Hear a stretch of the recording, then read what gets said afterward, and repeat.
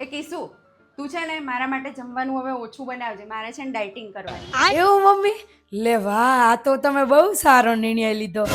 તો આ ચા નાસ્તો બનાવશું તો ન બનાવું ને હવે તમારો. તું પેલા મારી વાત તો સાંભળ. મેં તને એવું કીધું ઓછું બનાવજે, ના બનાવતી એવું નહીં કીધું. એટલે મારે કે ભૂખ્યું નથી રહેવાનું, બનાવજે તો ખરી.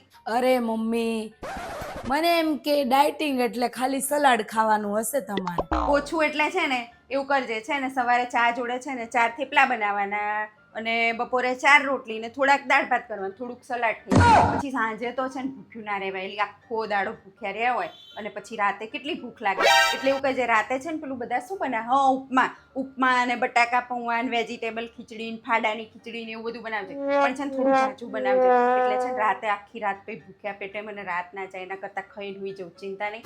પણ પેલું ભારે ખાતી હતી ને એવું નહીં, આવું ડાયટિંગનું ખાવાનું, એટલે થોડું સારું રહે.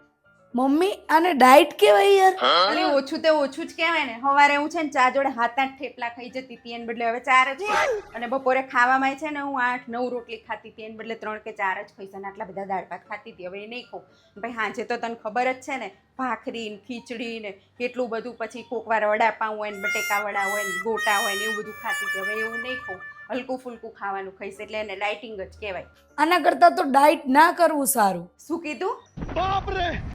આ વહુઓને છે ને આપણી ખુશી ના જોઈ જાય. આપણે કંઈક કરીએ ને તો ગમે જ નહીં એને. પોતે તો કંઈ કરતી નહીં, કરવું નહીં, અને હાહુને નહીં કરવા દે. અબે સાલે, એટલે હું 2 દાડા કરું કે 4 દાડા કરું તો છું ને. તું તો એ નહીં કરતી. તારે શાંતિથી કરવા દે ને. કર્યા પહેલા જ આપણું મન ભાગી નાખશે કે તમે તો નહીં કરી શકો. ઓલી ના કરી શકું કંઈ નહીં, પણ ચાલુ તો કર્યું, કરવા દે. બસ પહેલેથી જ કહી દીધું તમે 2 દાડા માંડ કરશો.